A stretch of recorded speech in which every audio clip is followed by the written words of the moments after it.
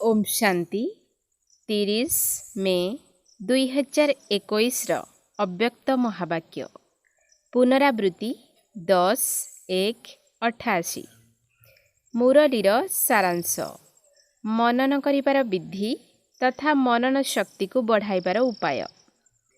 मनन करिबार विधि तथा मनन शक्ति को बढ़ाइबार उपाय। आज रत्नाकर पिता निजर अमूल्य रत्नमानक सहित मिशिबा पाई आसिछन्ति एवं देखुछन्ति जे प्रत्येक श्रेष्ठ आत्मा केते सबु ज्ञान रत्न जमा करिछन्ति अर्थात जीवन रे धारण करिछन्ति। गोटिए गोटिए ज्ञान रत्न पदम संपत्ति ठारु मध्य अधिक मूल्यवान। तेबे विचार कर आरंभरु वर्तमान पर्यंत केते सबु ज्ञान रत्न मिली सारिछि। रत्नाकर पिता संतान मानकर बुद्धि रूपक थली रे अनेकानेक ज्ञान रत्न भरी देइछन्ति। सबु पिलांकु एका साथी रे समान परिमाणर ही ज्ञान रत्न देइछन्ति, किंतु एही ज्ञानर रत्न को जिए जेतिकी निज प्रति बा अन्य मानक प्रति कार्य लगाउछन्ति सेही अनुसारे रत्न बढ़ी बढ़ी चलीछि। बाप दादा देखुछन्ति पिता हिसाब रे तो समस्त को समान मात्रा रे देइछन्ति, किंतु केतेक संतान रत्न गुडी को बढ़ाई देइछन्ति, आउ केतेक बढ़ाई पारि नाहंती। केही तो भरपूर अछन्ति, केही केही असरंती भंडार रे मालामाल मध्य अछन्ति। केही समय अनुसारे कार्य रे लगाउछन्ति, केही केही सर्वदा कार्य रे लगाई एक को पदम गुणा हिसाब रे बढ़ाई चलीछन्ति। केही पुणी आवश्यकता अनुसारे प्रमाण कार्य रे लगाई पारु नाहंती। सेथिपाई रत्न गुड़िकर मूल्य को जेतिकी बुझिबा दरकार सेतिकी बुझी पारु नाहंती।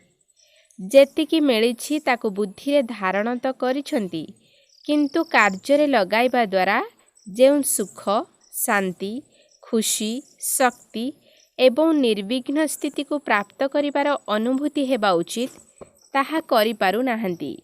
एहार कारण हेला मनन अर्थात ज्ञान को चिंतन मनन करिबार शक्तिर कमी। काहेकि ना मनन करिबा अर्थात जीवन रे समाहित करिबा बा धारण करिबा। मनन न करिबा अर्थात केवल बुद्धि रे धारण करिनेबा। मनन करुथिबा आत्मा ज्ञान को जीवनर प्रत्येक कार्य क्षेत्र रे प्रत्येक कर्म रे लगाई थांती, चाहे निज प्रति हेउ बा अन्य आत्मा मानक प्रति हेउ, एवं अन्य माने केवल बुद्धि रे मने रखि थांती अर्थात बुद्धि रे धारण करि थांती। जेपरि कोनोसी स्थूल संपत्ति को केवल सिंधुक भितरे रखि दियो एवं समय अनुसार कार्य रे लगाओ नाही, तेबे सेथिरु जेउ खुशी मिलिबा कथा ताहा मिलिबो नाही। केवल मन भितरे उत्साह रहिथिबो जे मो पाखरे धन अछि, किंतु एथिरे ना धनर वृद्धि होइथाए ना किछि अनुभूति होइथाए। सेही भली ज्ञान रत्न को जदि केवल बुद्धि रे धारण करिछ अर्थात मने रखिछ बा मुख द्वारा वर्णना करुछ जे एही पॉइंट गुड़िक बहुत भल, तेबे अल्प समय पाई भल भल पॉइंट रो बहुत भल निशा तो रहिबो, किंतु जीवन रे बा प्रत्येक कर्म रे सही ज्ञान रत्न गुड़िक कार्यकारी करिबा दरकार। काहेकि ना ज्ञान रत्न मध्य अटे, आलोक मध्य अटे एवं शक्ति मध्य अटे। सेथिपाई जदि एही विधि अनुसारे कार्य रे लगाई न पारिल, तेबे ताहा वृद्धि मध्य हेबो नाही बा अनुभूति मध्य हेबो नाही। तेणु ज्ञान को पाठ पढ़ा मध्य कुहा जाउछि एवं युद्ध करिबार अस्त्र मध्य कुहा जाउछि। एहा हेउछि ज्ञानर मूल्य। तेबे मूल्य को जानिबा अर्थ कार्य रे लगाइबा एवं जिए जेतिकी ज्ञान को कार्य रे लगाउछन्ति सेही अनुसारे शक्तिर अनुभूति मध्य करि चालिछन्ति। जेपरि कोनोसी अस्त्र को जदि समय अनुसारे कार्य रे न लगा जाए, तेबे ताहा बेकार होई जाए अर्थात तार मूल्य कम होई जाए। सेही भली ज्ञान रूपक अस्त्र को जदि मायाजित हेबा समय रे कार्य रे न लगाइल, तेबे तार मूल्य को कम करदेल। काहेकि ना लाभ नहीं पारिल नाही।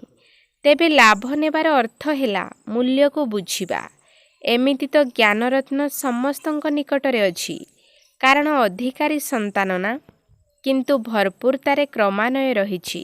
ଏହାର ମୂଳ କାରଣ ଶୁଣାଇଲୁ, ଯାହାକି ମନନ ଶକ୍ତିର କମି। ମନନ ଶକ୍ତି ହେଲା ବାବାଙ୍କର ସମ୍ପତ୍ତିକୁ ନିଜର ସମ୍ପତ୍ତି ରୂପରେ ଅନୁଭବ କରାଇବାର ଆଧାର। ଯେପରି ସ୍ଥୂଳ ଭୋଜନ ହଜମ ହେବା ଦ୍ୱାରା ତାହା ରକ୍ତରେ ପରିଣତ ହୋଇଯାଏ, କାହିଁକି ନା ଭୋଜନ ଅଲଗା ଜିନିଷ, ତାକୁ ଯେତେବେଳେ ହଜମ କରିଦେଉଛ ସେତେବେଳେ ତାହା ରକ୍ତରେ ପରିଣତ ହୋଇ ନିଜର ହୋଇଯାଉଛି। ସେହିଭଳି ମନନ ଶକ୍ତି ଆଧାରରେ ବାବାଙ୍କର ସମ୍ପତ୍ତି ଅର୍ଥାତ୍ ମୋର ସମ୍ପତ୍ତି ଏହିଭଳି ନିଜର ଅଧିକାର ବା ନିଜର ସମ୍ପତ୍ତି ରୂପରେ ଅନୁଭବ ହୋଇଥାଏ। ବାପ ଦାଦା ଆରମ୍ଭରୁ ମଧ୍ୟ ଶୁଣାଇ ଆସିଛନ୍ତି ଯେ ପିତାଙ୍କର ସମ୍ପତ୍ତିକୁ ମନନ ଶକ୍ତି ଦ୍ୱାରା କାର୍ଯ୍ୟରେ ଲଗାଇ ପ୍ରାପ୍ତିର ଅନୁଭୂତି କର, ତେବେ ଯାଇ ନିଶା ଚଢ଼ିବ।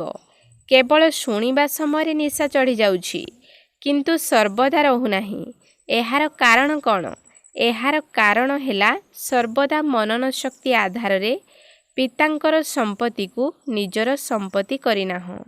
ମନନ ଶକ୍ତି ଅର୍ଥାତ୍ ସାଗରର ନିମ୍ନକୁ ଯାଇ ଅନ୍ତର୍ମୁଖୀ ହୋଇ ପ୍ରତ୍ୟେକ ଜ୍ଞାନ ରତ୍ନର ଗହନ ମର୍ମକୁ ବୁଝିବା। କେବଳ ପୁନରାବୃତ୍ତି କରିବାର ନାହିଁ, କିନ୍ତୁ ପ୍ରତ୍ୟେକ ପଏଣ୍ଟର ରହସ୍ୟ କ'ଣ ଏବଂ ପ୍ରତ୍ୟେକ ପଏଣ୍ଟକୁ କେଉଁ ସମୟରେ କେଉଁ ବିଧି ଦ୍ୱାରା କାର୍ଯ୍ୟରେ ଲଗାଇବାକୁ ହେବ ଏବଂ ଅନ୍ୟ ଆତ୍ମାମାନଙ୍କ ପ୍ରତି ମଧ୍ୟ କେଉଁ ବିଧି ଦ୍ୱାରା ସେବାରେ ଲଗାଯାଇପାରିବ, ଏହି ଚାରୋଟି ଯାକ କଥା ଉପରେ ପ୍ରତ୍ୟେକ ପଏଣ୍ଟକୁ ଶୁଣି ମନନ ଚିନ୍ତନ କର। ତା ସହିତ ମନନ କରୁ କରୁ ବାସ୍ତବିକ ରୂପରେ ସେହି ରହସ୍ୟର ଆନନ୍ଦକୁ ମଧ୍ୟ ଅନୁଭବ କର। ନିଶାର ଅନୁଭୂତି ମଧ୍ୟ କର। ମାୟାର ଭିନ୍ନ ଭିନ୍ନ ବିଘ୍ନ ସମୟରେ ବା ପ୍ରକୃତିର ଭିନ୍ନ ଭିନ୍ନ ପରିସ୍ଥିତି ସମୟରେ କାମରେ ଲଗାଇ ଦେଖ ଯେ ଯାହା ସବୁ ମୁଁ ମନନ କରିଛି ଯେ ଏହି ପରିସ୍ଥିତି ଅନୁସାରେ ବା ବିଘ୍ନ ଅନୁସାରେ ଏହି ଜ୍ଞାନ ରତ୍ନ ମୋତେ ମାୟାଜିତ କରିପାରିବ, ତାହା ବାସ୍ତବିକ ରୂପରେ କାର୍ଯ୍ୟକାରୀ ହେଲା। ଅର୍ଥାତ୍ ମୁଁ ମାୟାଜିତ ହେଲି ନା ଭାବିଥିଲି ମାୟାଜିତ ହୋଇଯିବି, କିନ୍ତୁ ସେଥିପାଇଁ ଯଦି ମେହନତ କରିବାକୁ ପଡ଼ିଲା ବା ସମୟ ବ୍ୟର୍ଥରେ ଗଲା, ତେବେ ଏଥିରୁ ପ୍ରମାଣିତ ହେଉଛି ଯେ ବିଧି ଯଥାର୍ଥ ନଥିଲା, ସେଥିପାଇଁ ସିଦ୍ଧି ମିଳିଲା ନାହିଁ। ତେବେ ଜ୍ଞାନର ପଏଣ୍ଟ ଗୁଡ଼ିକୁ ବ୍ୟବହାର କରିବାର ଉପାୟ ମଧ୍ୟ ଜାଣିବା ଦରକାର ଏବଂ ଅଭ୍ୟାସ ମଧ୍ୟ ରହିବା ଦରକାର। ଯେପରି ବୈଜ୍ଞାନିକମାନେ ମଧ୍ୟ ବହୁତ ଶକ୍ତିଶାଳୀ ବମ୍ବକୁ ବ୍ୟବହାର କରିଥାନ୍ତି, ଭାବନ୍ତି ଏହା ଦ୍ୱାରା ଏବେ ତ ବିଜୟ ସୁନିଶ୍ଚିତ ଅଟେ। କିନ୍ତୁ ବ୍ୟବହାର କରିବା ବ୍ୟକ୍ତିକୁ ଯଦି ବ୍ୟବହାର କରିବାର ଢଙ୍ଗ ଜଣା ନଥିବ, ତେବେ ଶକ୍ତିଶାଳୀ ବମ୍ବ ହୋଇଥିଲେ ମଧ୍ୟ ଏଭଳି ସ୍ଥାନରେ ପଡ଼ିଯାଏ ଯାହାକି ସବୁକିଛି ବ୍ୟର୍ଥରେ ଚାଲିଯାଏ। ତେବେ ଏହାର କାରଣ କ'ଣ ହେଲା? ବ୍ୟବହାର କରିବାର ବିଧି ଠିକ୍ ନୁହେଁ। ସେହିପରି ଗୋଟିଏ ଗୋଟିଏ ଜ୍ଞାନରତ୍ନ ଅତି ଅମୂଲ୍ୟ ଅଟେ ଏବଂ ଜ୍ଞାନରତ୍ନ ବା ଜ୍ଞାନର ଶକ୍ତି ଆଗରେ କୌଣସି ପରିସ୍ଥିତି ବା ବିଘ୍ନ ତିଷ୍ଠି ପାରିବ ନାହିଁ। କିନ୍ତୁ ଯଦି ବିଜୟ ହେଉନାହିଁ, ତେବେ ଜାଣିନିଅ ବ୍ୟବହାର କରିବାର ବିଧି ଜଣା ନାହିଁ। ଦ୍ୱିତୀୟ କଥା ହେଲା ମନନ ଶକ୍ତିର ଅଭ୍ୟାସ। ସର୍ବଦା ନ କରିବା ଦ୍ୱାରା ସମୟ ଅନୁସାରେ ବିନା ଅଭ୍ୟାସରେ ଯଦି ଅଚାନକ କାମରେ ଲଗାଇବାକୁ ଚେଷ୍ଟା କରୁଛ, ତେବେ ଧୋକା ଖାଇଯାଉଛ। ଏହିଭଳି ଅବହେଳା ପଣିଆ ମଧ୍ୟ ଆସିଯାଉଛି ଯେ ଜ୍ଞାନ ବୁଦ୍ଧିରେ ରହିଛି, ସମୟ ଅନୁସାରେ କାମରେ ଲଗାଇ ପାରିବି, କିନ୍ତୁ ସେଥିପାଇଁ ସଦାକାଳର ବା ବହୁତ ସମୟର ଅଭ୍ୟାସ କରିବା ଆବଶ୍ୟକ। ନଚେତ ଆବଶ୍ୟକ ସମୟରେ ଯିଏ ବସି ଚିନ୍ତା କରୁଥିବ ତାକୁ କ'ଣ କୁହାଯିବ? କୁମ୍ଭକର୍ଣ୍ଣ। ତେବେ କୁମ୍ଭକର୍ଣ୍ଣ ମଧ୍ୟ କେଉଁ ଅବହେଳା କରିଥିଲା? ଏହି କଥା ଭାବିଥିଲା ନା, ପ୍ରଥମେ ଆସନ୍ତୁ ତାପରେ ଦେଖିବା, ଯଦି ଆସିଗଲେ ତେବେ ମୁଁ କ'ଣ ଜିତିପାରିବିନି? ତେଣୁ ତୁମେମାନେ ଯଦି ଏହିଭଳି ଭାବିବ ଯେ ସମୟ ଅନୁସାରେ ସବୁ ହୋଇଯିବ, ତେବେ ଏହି ଅବହେଳା ପଣିଆ ଦ୍ୱାରା ଧୋକା ଖାଇଯିବ। ସେଥିପାଇଁ ପ୍ରତିଦିନ ମନନ ଶକ୍ତିକୁ ବଢ଼ାଇ ଚାଲ। ତେବେ ରିଭାଇଜ୍ କୋର୍ସ ଅର୍ଥାତ୍ ପୁନରାବୃତ୍ତି ହେଉଥିବା ସାକାର ମୁରଲୀ ହେଉ ବା ଅବ୍ୟକ୍ତ ମୁରଲୀ ହେଉ, ପ୍ରତିଦିନ ଯାହା ସବୁ ଶୁଣୁଛ मनन शक्ति को बढ़ाइबा पाई सेथिरु कौनसी ना कौनसी विशेष पॉइंट को बुद्धि रे धारण कर एवं जो चारोटी कथा शुणाइलु सही विधि द्वारा अभ्यास कर। चालिबा बुलिबा बेले सबु कर्मधंदा करुथिबा बेले मध्य चाहे स्थूल कर्म करुथाओ बा सेवार कर्म करुथाओ किंतु सारा दिन ज्ञानर मनन चिंतन चालू थाउ। चाहे व्यवसाय आदि करुछ बा ऑफिस रे काम करुछ बा सेवा केंद्र रे सेवा करुछ किंतु जेते बेले भी बुद्धि टिकिए फ्री रहुछि सही समय रे निजर मनन शक्तिर अभ्यास को बारंबार दोहराओ। केतेक काम एभली मध्य अछि जहाँकि काम करिबा समय रे मध्य अन्य कथा चिंता करि परिबो। एभली बहुत कम समय थाए जेतेबेले कि एभली कर्म करुथाओ जेउथिरे बुद्धि द्वारा संपूर्ण ध्यान देबाकू पड़े नचेत बहुत समय दुई आड़े बुद्धि चली थाए। एही भली समय गुड़िकू जदि निजर दिनचर्या भितरे नोट करिबो तेबे मझिरे मझिरे बहुत समय मिलिजिबो। तेणु मनन शक्ति को बढ़ाइबा पाई कौनसी खास समय मिलिले जाई अभ्यास करिबी एमिति नुहे, चालिबा बुलिबा समय मध्य करि परिबो। जदि एकांत समय मिल जाउछि तेबे बहुत भल कथा। सही समय रे आहुरी अधिक गभीरता को जाई पॉइंट गुड़िकर स्पष्टीकरण कर, विस्तृत भावरे अनुध्यान कर, तेबे बहुत मजा लागिबो। किंतु प्रथमे सही पॉइंटर निशारे स्थित होई तापरे मनन कर, जहा द्वारा बोर हेबो नाही। नचेत केवल ज्ञानर पॉइंट को बुद्धि रे रिपीट करिदेब तापरे कहिबो एहा तो होईगला एबे कौन करिबी। जेपरी केही केही स्वदर्शन चक्र घुराइबारे हसाई थांती ना, कही थांती कौन चक्र घुराइबी 5 मिनिट रे तो चक्र पूरा होई जाइछि। स्थितिर अनुभव करिबा जणा नाही, तेणु केवल रिपीट करि देउछंती, अर्थात चक्रर ज्ञान को 5 मिनिट भितरे बुद्धि रे दोहराई देउछंती। सत्य त्रेता द्वापर कली एथिरे ही एतिकी एतिकी जन्म, एतिकी वर्ष आयुष, एतिक समय चालुछि, बास पूरा होईगला। किंतु स्वदर्शन चक्रधारी हेबा अर्थ नॉलेजफुल एवं पावरफुल हेबा, अर्थात ज्ञानमय शक्तिशाली स्थितिर अनुभव करिबा। तेणु ज्ञानर पॉइंटर निशारे स्थित रहिबार एवं रहस्य को बुझी रहस्ययुक्त स्थिति रे रहिबार अभ्यास प्रत्येक पॉइंट रे कर। एहा तो केवल गोटिए स्वदर्शन चक्रर कथा शुणाइलु। सही भली ज्ञानर प्रत्येक पॉइंट को मनन चिंतन कर एवं मझिरे मझिरे अभ्यास कर।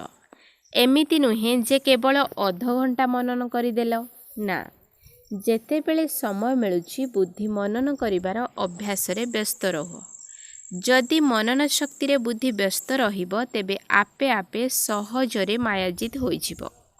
बुद्धि को व्यस्त थिबार देखि माया मध्य आपे आपे आड़ होई चली जिवो। जदि माया आसीबो तुमे युद्ध करिबो ताकू तड़ीबो तेबे केतेबेले विजयी हेले केतेबेले पराजय मध्य होइजिबो। तेणु एहा हेउछि पिंपुड़ी मार्गर पुरुषार्थ। एबे तो तीव्र पुरुषार्थ करिबार समय, उड़ीबार समय, सेथिपाई मनन शक्ति द्वारा बुद्धि को व्यस्त रख। एही मनन शक्ति द्वारा योग शक्ति रे मग्न हेबार अनुभव सहज होइजिबो। मनन शक्ति मायाजित करिबा सहित व्यर्थ संकल्परु मध्य मुक्त करिदेबो। जेउठी व्यर्थ नाही, विघ्न नाही, सेठारे समर्थ स्थिति बा लगन रे मगन रहिबार स्थिति स्वतः भावरे होइजिबो। केतेक पिला भाबुछंती बीजरूप स्थिति बा शक्तिशाली योगर स्थिति कम समय रहुछि बा बहुत पुरुषार्थ करिबा परे जाई अनुभव हेउछि। एहार कारण पूर्व मुरली रे मध्य सुनाइथिलु जे लीकेज निश्चित अछि। बुद्धिर शक्ति व्यर्थ आड़े बांटी होई जाउछि। केबे व्यर्थ संकल्प चालुछि, केबे साधारण संकल्प चालुछि। जदि कौनसी कार्य करुथिबो एवं सही कार्यर संकल्परे बुद्धि व्यस्त रहुथिबो तेबे एहाको कुहाजिबो साधारण संकल्प। तेणु योगर शक्ति बा मनन शक्ति जेउ भली अनुभव हेबा उचित, जदि से भली हेउ नाही किंतु निजको एही कथा भाबी खुशी करि देउछ जे आଜି कौनसी पाप कर्म तो होई नहीं, व्यर्थ संकल्प मध्य चली नहीं, काहाको दुख मध्य देई नहीं, किंतु समर्थ संकल्प, समर्थ स्थिति, शक्तिशाली जोगर स्थिति थिला कि जदि सेभली नथिला तेबे कुहाजिब साधारण संकल्प। कर्म तो करिल किंतु कर्म एवं जोग एकाठी होई परिला नहीं। कर्म कर्ता हेल किंतु कर्म जोगी होई परिल नहीं। सेथिपाई कर्म करिबा समय मध्य मनन शक्तिर हेउ बा मग्न रहिबार स्थितिर शक्ति हेउ, कौनसी गोटिए शक्तिर अनुभूति सर्वदा हेबा आवश्यक। तेबे एही दुईटी जाक स्थिति शक्तिशाली सेवा कराइबार मध्य आधार अटे। मनन करुथिबा आत्मार अभ्यास थिबा कारणरू जेतेबेले जेउ स्थितिरे रहिबाकु चाहिब सेही स्थितिरे रहि परिब। जदि सर्वदा लिंक रहिथिब अर्थात संपर्क जोड़ी होई रहिथिब, तेबे लीकेज अर्थात छिद्र माध्यमरे क्षय हेबा समाप्त होइछिब एवं जेउ समय जेउ अनुभूति करिबा पई चाहिब, चाहे विद्रूप स्थितिर चाहे फरिस्ता स्थितिर, सेही भली अनुभव सहजरे होई परिब। काहेकि ना जेतेबेले ज्ञानर स्मृति रहिब सेतेबेले ज्ञानदाता मध्य स्वतः स्मृति रे आसी जिवे। एबे बुझी पारिल मनन किपरि करिबाकु हेबो? पूर्वरु कहिथिलु ना मनन करिबा उपरे पुणी केबे सुनाइबु, तेणु आजी मनन करिबार विधि सुनाइलु। तेबे मायार विघ्न उपरे सर्वदा विजयी हेबा बा सेवा क्षेत्र रे सर्वदा सफलता प्राप्त करिबार आधार हेला मनन शक्ति। बुझी पारिल? अच्छा, समस्त ज्ञान सागर पितांकर ज्ञानी तु आत्मा पिला मानंकु सर्वदा मनन शक्ति द्वारा सहजरे मायाजित हेउथिबा श्रेष्ठ आत्मा मानंकु सर्वदा मनन शक्तिर अभ्यास को आग को बढ़ाउथिबा, मनन आधार रे मग्न स्थितिर अनुभव करुथिबा, सर्वदा ज्ञानर रत्न गुड़िकर मूल्य को जानिथिबा, सर्वदा प्रत्येक कर्मरे ज्ञानर शक्ति को कार्य लगाउथिबा, एही भली सर्वदा श्रेष्ठ स्थिति रे रहुथिबा विशेष बा अमूल्य रत्न मानकु बाप दादांकर स्नेह संपन्न स्मृति एवं नमस्ते। आत्मिक संतान मानकर आत्मिक बाप दादांकु नमस्ते नमस्ते नमस्ते, सुप्रभात। पार्टी मानक सहित अव्यक्त बाप दादांकर साक्षात। निजको तीव्र पुरुषार्थी आत्मा अनुभव करुछ? काहींकि ना समय बहुत तीव्र गति रे आगकु बढ़ी चलीछि। तेबे समय जेपरि आगकु बढ़ी चलीछि सेहीपरि समय अनुसारे लक्ष्य स्थल रे पहुँचिबाकु चाहुथिबा आत्मा मानंकु केउं गति रे चलिबाकु पड़िबो? समय कम एवं प्राप्ति बहुत अधिक करिबाकु पड़िबो। तेणु अल्प समय भितरे जदि अधिक प्राप्ति करिबाकु चाहुछ तेबे गति को तीव्र करिबाकु पड़िबो ना। तुमे माने समय को मध्य देखुछ एवं निजर पुरुषार्थर गति को मध्य जानुछ। तेणु समय रूपी रचनार गति जदि तुमे रचयिता मानकर गति ठारू तीव्र हुए तेबे रचना रचयितांक ठारू आगकु चली जिवो। एहा कौन भल कथा? रचना ठारू तो रचयिता आगरे रहिबा उचित ना। तेणु वर्तमान सदाकालर तीव्र पुरुषार्थी आत्मा होई आगकु बढ़िबार समय। जदि आगकु बढ़िबा समय रे कौनसी भी रास्ता कड़र दृश्य को देखि अटकी जाओ तेबे अटकिबा वाला केबे भी यथा समय रे लक्ष्य स्थल रे पहुँची पारिबे नाही। तेबे मायार कौनसी प्रकारर आकर्षण ही साइड सीन बा रास्ता कड़र दृश्य अटे। तेणु साइड सीन निकटरे अटकी जिबा लोक लक्ष्य स्थल रे किपरि पहुँचिबो? सेथिपाई सर्वदा तीव्र पुरुषार्थी होई आगकु बढ़ी चल। एमिति भाव नाही जे मु तो समय अनुसारे निश्चित पहुँची जिबी, एबे तो आहुरी बहुत समय बाकी अछि। एही भली भाबी जदि धीर गति रे चलिबो तेबे यथा समय रे धोखा खाइछिबो। बहुत कालर तीव्र पुरुषार्थर संस्कार अंतिम समय रे मध्य तीव्र पुरुषार्थर अनुभव कराइबो। तेणु सर्वदा तीव्र पुरुषार्थी हुओ। केतेबेले तीव्र केतेबेले दुर्बल एपरि नुहे। एमिति भी नुहे जे टिकिए जदि किछि होइगला तेबे भांगी पड़िबो। एहाकु तीव्र पुरुषार्थी कुहाजिब नाही। तीव्र पुरुषार्थी केबे भी अटकी जाआंती नाही, सर्वदा उड़ू थांती। तेणु उड़ंता पक्षी होई उड़ीबार कलार अनुभव करि चाल। परस्पर को मध्य सहयोग देई तीव्र पुरुषार्थी करि चाल। जेते जेते अन्य मानकर सेवा करिबो सेते सेते निजर मध्य उमंग उत्साह बढ़ी चलिबो। विदाय समय दादी जानकी विदेश शिवा पाई बाप दादांक ठारू अनुमति नेउछंती। देश भितरे हेउ बा विदेश रे हेउ सेवार उमंग उत्साह बहुत भल देखा जाउछि। जेउठारे उमंग उत्साह अछि सेठारे सफलता मध्य रहिछि। सर्वदा एही कथा प्रति ध्यान देबाकु हेबो जे प्रथमे निजर उमंग उत्साह रहिबा दरकार एवं संगठनर शक्ति मध्य दरकार। जदि स्नेहर शक्ति एवं सहयोगर शक्ति साथिरे थिबो तेबे सफलता मध्य सही अनुसारे मिलिबो। एहा हेउछि धरणी बा मूलदुआ। जेपरि धरणी ठीक थिले फल मध्य सही भली फली थाए एवं अस्थायी रूपरे धरणी को प्रस्तुत करी जदि सेथिरे बीज लगाई देबो तेबे फल मध्य अल्प समय पाई मिलिबो, सदा काल पाई नुहे। तेणु सफलता रूपी फल फलिबा पूर्वरु सर्वदा धरणी को चेक कर। बाकी जेउ माने एही भली करूछंती सेमानकर तो निश्चित भावरे जमा होई जाउछि। एबे मध्य खुशी मिलुछि एवं भविष्यत तो सुनिश्चित अटे। अच्छा, वरदान तोड़ना, मोड़ना एवं जोड़ना अर्थात भांगिबा, मोड़िबा एवं जोड़िबा एही तीनोटी शब्दर स्मृति द्वारा सदा विजयी हुओ। भांगिबा, मोड़िबा एवं जोड़िबा एही तीनोटी शब्दर स्मृति द्वारा सदा विजयी हुओ। सारा पाठ एवं सबु प्रकारर परीक्षार सारांश हैला एही तीनोटी शब्द। 1 नंबर कर्म बंधन को भांगिबा को पड़िबो अर्थात तुटेई देबा को पड़िबो। 2 नंबर निजर स्वभाव संस्कार को मोड़िबा को पड़िबो अर्थात परिवर्तन करिबा को पड़िबो।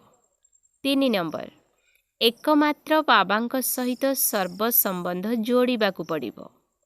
एही तीनोटी शब्द ही संपूर्ण विजयी करिदेबो। एथिपाई सर्वदा एही कथा स्मृति रे रहु जे एही आखि द्वारा जहाँ भी सबु विनाशी वस्तुगुड़िक देखुछि सेगुड़िक विनाश होई सारिछि। तेणु एगुड़िक देखुथिले मध्य निजर नुआ संबंध एवं नुआ सृष्टि को देखुथाओ, तेबे केबे हेले पराजय होई परिबो नाही। स्लोगान जोगीर लक्षण हेला सर्वदा स्वच्छ एवं स्पष्ट। जोगीर लक्षण हेला सर्वदा स्वच्छ एवं स्पष्ट। ओम शांति।